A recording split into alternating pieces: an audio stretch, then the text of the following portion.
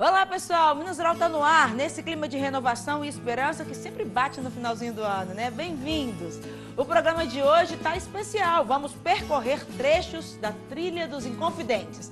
A primeira parada é em Prados, na propriedade do queijeiro Matuto, um produtor rural gente boa, que recebe os turistas para conhecer a produção livre de agrotóxicos, vacas tratadas com homeopatia e visitantes com muita simpatia. Na sequência, seguimos para Coronel Xavier Chaves, para conhecer as histórias de um alambique tricentenário. Uma viagem por sabores, tradição e a cultura de Minas Gerais. E como Natal bom é Natal farto, temos panetone, que é bom comer antes, durante e depois da ceia.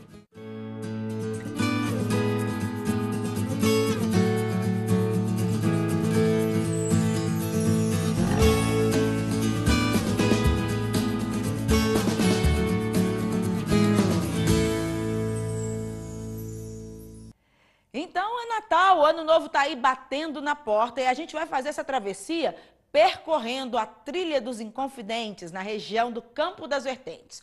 O passeio engloba 20 municípios e guarda belas paisagens, além de uma gente super acolhedora. A primeira parada da nossa equipe de reportagem foi em Prados, na propriedade do Matuto, como é conhecido o produtor de queijo artesanal Marciel. Um gente boa, bom de papo, que trata bem a natureza, as vacas, as pessoas com respeito e simpatia. Somos conduzidos nessa viagem pela repórter Valéria Esteves e o cinegrafista Marcelo Magalhães, que sempre nos guiam com leveza nas palavras e um show de belas imagens.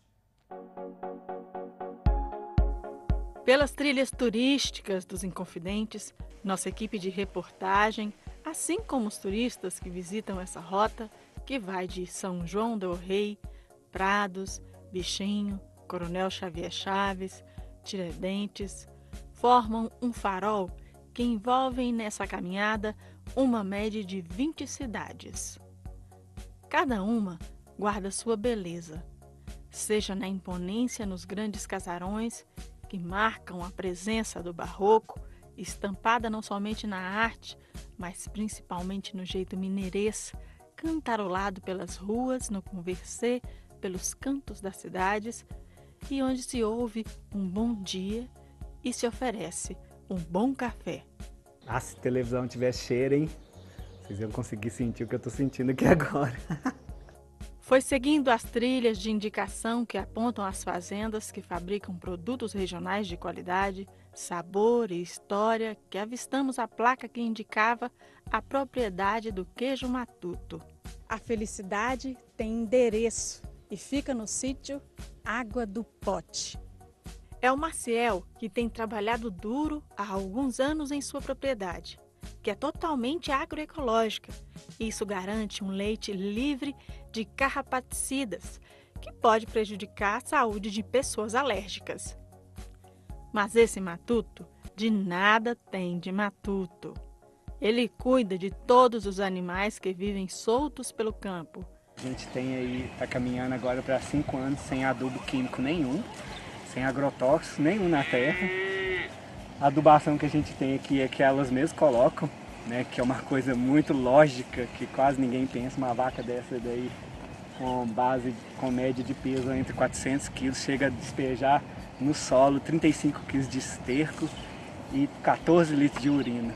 Então, quando você dimensiona em piquetes, ela tem essa carga total com esse volume de matéria orgânica jogado na terra, e ninguém pensa nisso mais. E aí é uma troca que eu faço com elas e elas fazem com a terra e que faz comigo. É um giro, um ciclo. Eu venho, proporciono o melhor capim que eu posso para elas, de altíssima qualidade. Ela vem, come o capim, que é de boa qualidade, faz um leite de ótima qualidade para mim e traz, e eu faço o queijo. Então eu costumo dizer que é um ciclo. Eu dou o melhor capim, elas me dão o melhor leite, eu faço o melhor queijo que eu consigo e, como consequência, eu tenho os melhores clientes que eu posso ter. Depois, lá vai o Matuto ordenhar as 9 vacas em lactação. Nesse dia, elas estavam chateadas porque já havia passado a hora de amamentar seus filhotes e já estavam berrando para as mães com fome. ordenha concluída e o encontro tão esperado entre mãe e filho chegou. Veja que fofura! Enquanto isso, o produtor traz o leite para a queijaria e já se apronta para começar a fabricação. Tudo é contagiante, porque essa é a marca registrada do Matuto. Mas enquanto mexe nas coisas na queijaria, chega um turista querendo conhecer os produtos. Então ele para tudo na queijaria, porque trabalha sozinho e fará o papel de vendedor. Ele tem uma lojinha onde tem alguns produtos da região e ali emprestou sua alegria e prazer em falar de seus queijos ao cliente. Eu sempre venho a Prados e aí no hotel onde eu fico, o pessoal sempre falou bem do queijo aqui, né? Porque eles trabalham lá com o queijo. E aí eu falei, não, vamos lá conhecer, ver como é a produção, né? Então foi através do hotel que eu acabo ficando, a pousada, né? Que eu fico aqui e aí vim experimentar e levar outros tipos também, né? Lá para minha região. Eu acho que o que mais faz diferença são duas coisas. Primeiro, o amor de estar fazendo aquilo que você realmente gosta, né? E o respeito. Aí o respeito, ele, para mim, hoje devia ser tratado como uma religião. Então eu me respeito, eu respeito o que eu amo, eu me respeito gostar do que eu gosto. Então isso faz toda a diferença. É o que faz ter vontade de acordar de manhã, de agradecer a Deus pela oportunidade de mais um dia, colocar o pé no chão e continuar em frente, sempre. Pois é, todo mundo apostou que o Maciel ia quebrar com essa história de tratar os animais com homeopatia e o não uso de agrotóxico no pasto. Na propriedade do Maciel, as vacas são cuidadas com homeopatia e o solo é fertilizado por elas. O capim não leva agrotóxicos e as vacas são felizes, produzindo um leite de qualidade. E o resultado dessas ações é o queijo Matuto. Homeopatia, primeiro eu precisava parar de usar veneno, que um dia eu fechei minha garganta, que o maior problema dos animais são o carrapato, né? Hoje no convencional todo mundo joga veneno, ivermectina e por aí vai, porque querem combater o carrapato e eu era assim. E aí o que aconteceu? O dia que eu realmente me intoxiquei, que a minha garganta fechou, eu falei assim, eu vou morrer. Aí eu não morri, graças a Deus, mas o que aconteceu? Aquilo me acendeu uma luz, eu falei assim, gente, eu não posso fazer isso comigo mais. Só que na mesma hora que acendeu essa luz que falou que eu não podia fazer isso comigo mais, eu não podia fazer isso com quem ia tomar do leite que era produzido das minhas vacas. No caso do Maciel, uma situação diversa, porque ele sofreu com intoxicação por carrapaticidas e ele queria ter uma produção que fosse equilibrada, boa para a saúde da família dele, da saúde dele e a saúde do consumidor final. O processo de produção de queijo é longo, mas o Matuto, muito esperto, já havia preparado uma mesa recheada de queijos para degustarmos. O cenário era impressionante e a chaleira já estava no fogão. A assinatura cênica nessas regiões, o clima, o solo, conferem ao queijo dessas 20 cidades um terroir incomparável. Onde nós estamos levando o nosso queijo, que é um dos queijos mais gostosos de Minas Gerais, para o mundo inteiro e para o país todo também. E esse trabalho com ele de colocar sinalização, de fazer com que as pessoas descubram onde estão nossos produtores, descubram as nossas delícias, a nossa gastronomia, a nossa cozinha. Então tudo isso faz com que a gente consiga promover o estado, promover a nossa região e promover nossos produtores. Eles começaram a levar queijos nossos para o evento e começaram a demonstrar o que a gente fazia e as coisas foram acontecendo gradativamente de uma maneira bem rápida. Uma outra coisa que mudou muito foi o fato de ganhar uma placa escrito nosso nome, né, que fica logo na entrada ali. E pouco antes da pandemia, com a placa, a gente chegou a ficar quase que sem queijo. Eu falei com a minha esposa, falei, vamos arrancar com a placa, porque a gente não vai dar conta de vender queijo. Porque a gente está aí numa região que é extremamente turística e o pessoal via a placa, o turista vê a placa e entra. Ele não quer nem saber, chega aqui, quer comer queijo, quer levar queijo para o Rio, para São Paulo, né? Então, hoje, a rota do queijo, né, do circuito, ela é responsável por fazer conhecer muita gente toda semana. Queijo é bom com café, né, gente? Que me sustentem a fala a turma do café com queijo. Só pergunta por que matuta, assim, pode ser por tudo que você tiver imaginado. Tudo. Por quê? Porque antigamente eu, né, na adolescência, eu tinha vergonha, porque o pessoal era uma maneira do pessoal criticar a gente, né? Ah, você trabalha na roça, então às vezes começando a dar uns beijos nas meninas, não te quero não, você é da roça. Isso é matuto. Isso é matuto. E aí depois eu comecei a pensar nisso tudo, assim, e desde quando que eu posso ter vergonha daquilo que eu posso? Né? Claro.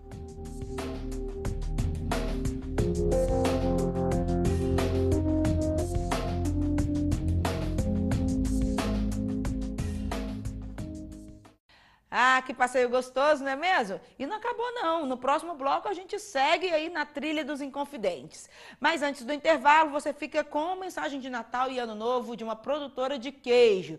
É na genuinidade acolhedora da nossa gente mineira que o Minas Rural também deseja a todos um Natal de amor e harmonia e um Ano Novo de mais prosperidade e renovação. Aqui em Minas, na nossa árvore de Natal, a estrela é o queijo. Ainda mais queijo premiado no concurso estadual. Aproveito para desejar um excelente final de ano a todos, com muito queijo e repleto de prosperidade. Feliz Natal e feliz 2022!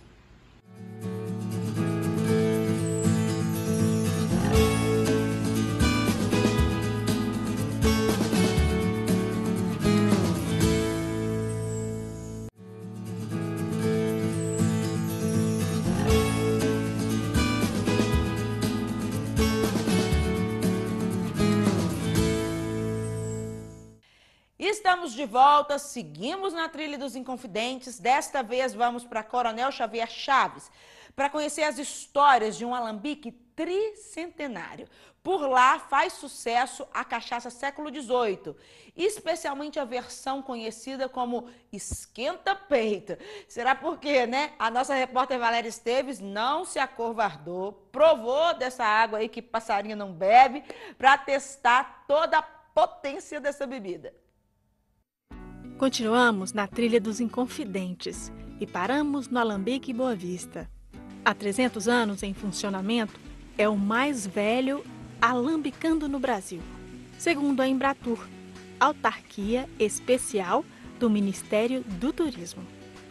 Ela fica em Coronel Xavier Chaves, onde a família do aclamado Inconfidente mineiro Tiradentes, o Joaquim José da Silva Xavier, possui terras.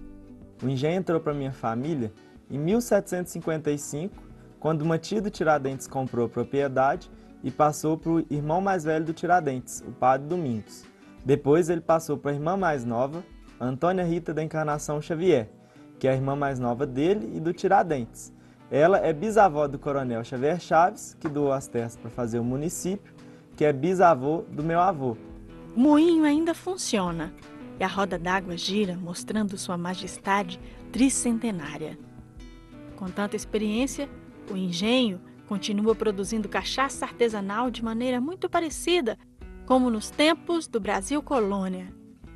O seu Rubens, que é dono do alambique, mas passou o bastão para o filho Luiz Fernando Silva de Rezende Chaves, tem algumas lembranças. Vamos tomar um golinho de cachaça para brindar essa nossa conversa. Exato. Eu gosto de falar em francês. Santé, né? Saúde, né? Santé? É, santé, saúde. Saúde. Me conta como é que surgiram as marcas da cachaça aqui. Não, a nossa marca é só essa, século XVIII. Porque ela se chamava, e chama ainda deve ter até garrafa com o nome, com esse rótulo, e ela se chamava Boa Vista. Mas, como um cara lá de São Paulo me ligou se eu queria comprar o nome Boa Vista, eu falei, ué, por quê? Ela já chama Boa Vista. Não, mas esse nome é meu, tem que me pagar. Eu falei, então eu vou mudar ela de nome. Aí minha mulher sugeriu o século XVIII e pronto, nós esquecemos o Boa Vista. Até aquela época ela era conhecida como Boa Vista, né? Pergunto qual o segredo da cachaça e seu Rubens responde: segue a mesma tradição desde 1755, passada de geração a geração. Os filhos do Fernando, que é filho de seu Rubens, nos explicou que a cachaça é extraída pelo método caipira e usa fermento feito de fubá de milho. A gente mantém a nossa tradição familiar e o que às vezes pode parecer uma inovação é o fato de todas elas serem brancas.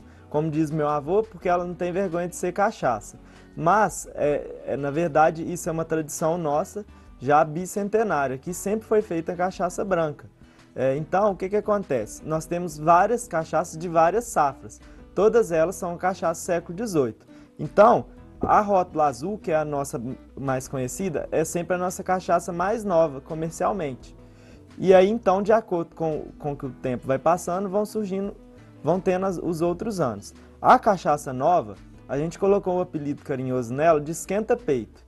Então, a cachaça, quando a gente bebe, ela vem com uma intensidade de sabores muito característica na boca, da cana, o gostinho da cana, o sabor da cachaça. Junto com isso, vem a sensação alcoólica, que é o esquenta-peito, que vai preenchendo um peito com um calor muito gostoso. Nesse tempo de chuva, melhor ainda. Então, junta a sensação do esquenta-peito com a intensidade de sabores na boca, e aí dá a explosão de sabores. Então, nós vamos respirar fundo, soltar o ar, isso. Aí nós vamos beber, ela vai passar reto, depois ela vai voltar apresentando os sabores dela gradativamente. Ela vai enchendo a boca d'água e vai formando um conforto térmico agradável no pescoço. Por isso que o apelido dela é cachecol de seda. Tchim-tchim.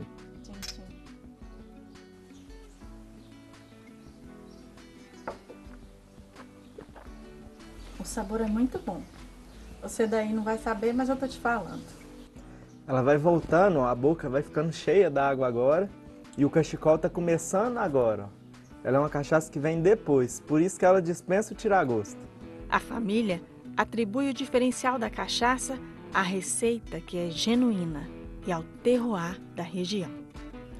Os turistas da região de São Paulo são amantes de aguardente e por lá experimentaram há século XVIII.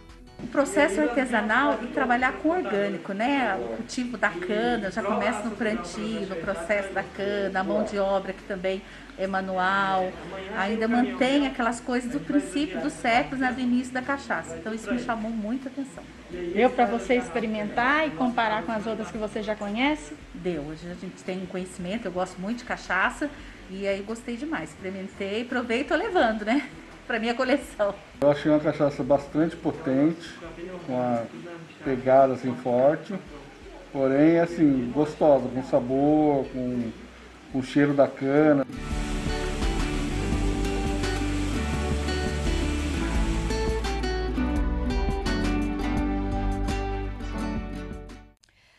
Trem bom, hein? A gente faz um intervalo rapidinho agora, mas voltamos em instantes com resposta à dúvida do nosso telespectador Ideu Takahashi, que está com problemas lá no pé de acerola, no quintal. E a gente tem também ainda a receita que eu prometi de panetone, num minutinho.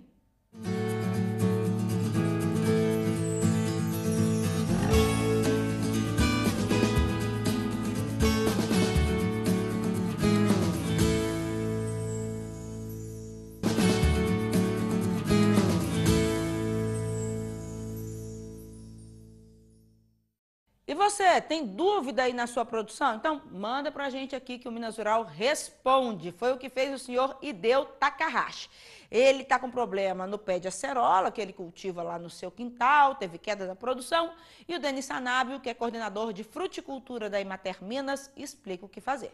Eu sou um telespectador do programa Minas Rural e eu queria que vocês solucionassem um problema para mim, que é o seguinte, que esse pé de acerola ele dava constantemente e ele parou de dar acerola, dá, mas é muito pequeno, os frutos são muito pequenos e ele parou, deu uns fungos brancos nele eu queria que vocês recebessem,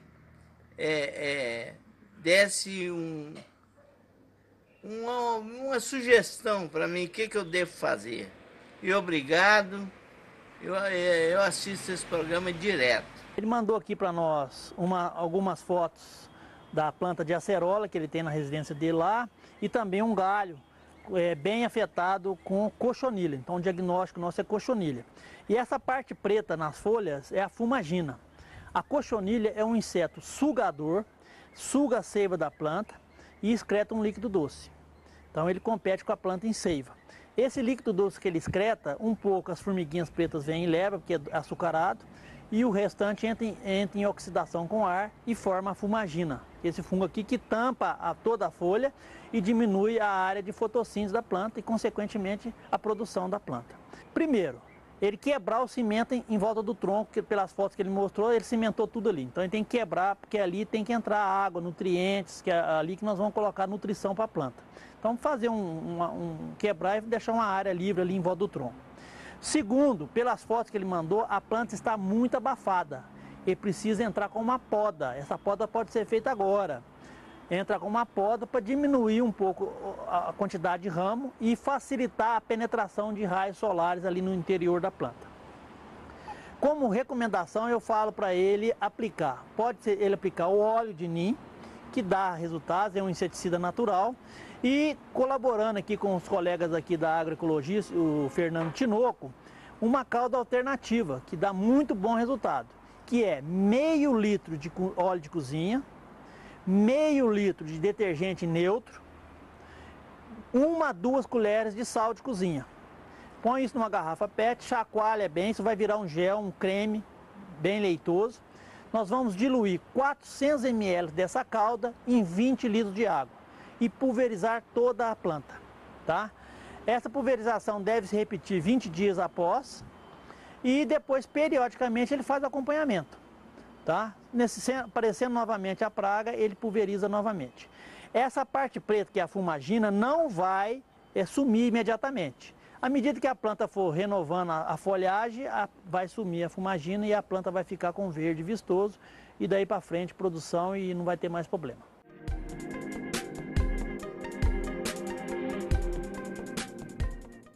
Vamos seguir então para outra receita de hoje? O pulo do gato para fazer um saboroso panetone caseiro. E vamos combinar? Panetone é bom antes, durante, depois da ceia, então anota aí os ingredientes. Para fazer a esponja, você vai precisar de 50 gramas de farinha de trigo, 5 gramas de fermento seco, 50 ml de água. Já para a massa, são 200 gramas de farinha de trigo, 45 gramas de açúcar refinado e 10 gramas de leite em pó, 2 gramas de melhorador, 1,5 gramas de lecitina de soja, uma pitadinha de sal, 3 gemas de ovos peneiradas, 2 colheres de sopa de manteiga, meia colher de chá de essência de panetone, 40 ml de água, 150 gramas de frutas cristalizadas. Além disso, você vai precisar de forminhas pequenas para panetone. Meu nome é Vanessa Graziele. Hoje eu vou estar trazendo uma receita aqui para o Minas Rural de panetone. Aproveitar que a gente está na época, final de ano, a época natalina, a gente vai fazer uma receita aqui do panetone tradicional de frutas. O primeiro passo do panetone é a gente fazer uma esponja.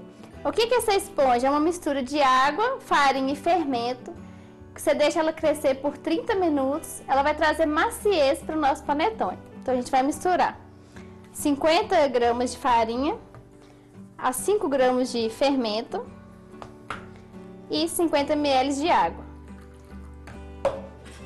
A gente vai misturar os 3 ingredientes aqui e vai deixar essa esponja descansando, num lugar mais quentinho e úmido que vocês tiverem aí na casa de vocês. Após os 30 a 35 minutos do descanso da nossa esponja, ela já dobrou de tamanho, está no ponto ideal. Aí aqui agora a gente já vai começar a misturar os ingredientes. A gente começa misturando os secos, farinha, o açúcar e o leite em pó. Aí a gente incorpora os 3 aqui. A gente já pode colocar aqui pra gente não perder a nossa essência de panetone.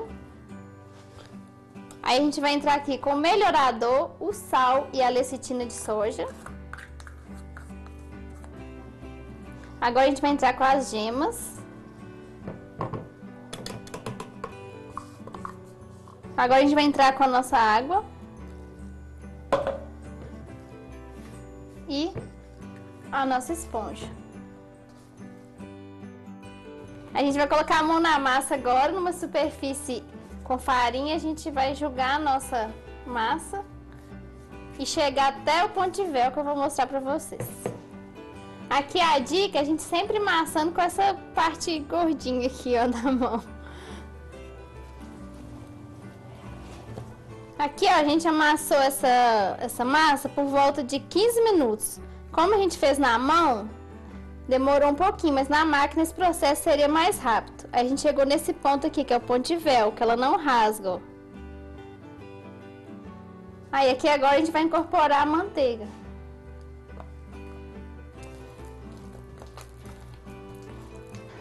Agora que a gente já incorporou a manteiga na nossa massa, a gente vai entrar com as frutas cristalizadas.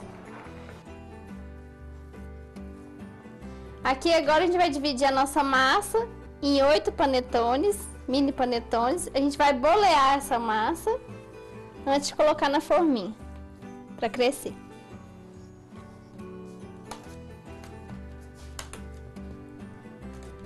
Aqui agora a gente vai deixar nosso panetone crescer até ele dobrar de tamanho para a gente poder levar ao forno. Passado 35 minutos, ele aqui ó, já dobrou de tamanho, agora a gente vai levar ao forno. Em média 15 minutos a 160 graus. Após os 15 minutos de forno, ó, nossos panetones estão prontos. Espero que vocês tenham gostado da receita, reproduzam aí em casa. Um Feliz Natal e um 2022 próspero para todo mundo.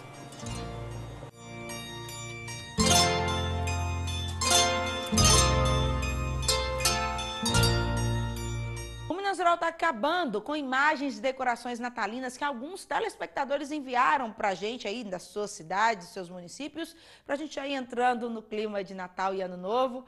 Aproveitamos para desejar a todos tempos de mais tolerância, amor, solidariedade e prosperidade. Que 2022 realmente renove as nossas forças e as nossas esperanças. Eu tô indo, mas a gente continua em contato pelo site www.emater.mg.gov.br. Você ainda pode mandar a sua sugestão de matéria, de dica técnica, de receita, no e-mail minasrural@emater.mg.gov.br ou no comunicacão@emater.mg.gov.br. Para rever o programa a hora que você quiser, procura pela gente lá no YouTube. Se gostar do conteúdo, eu te peço a gentileza, me dá esse presente aí de Natal. Se inscreve, curte, compartilha, deixa um comentário para a gente saber o que vocês estão achando do programa e assim a gente consegue produzir sempre em conexão. Tchau, tchau!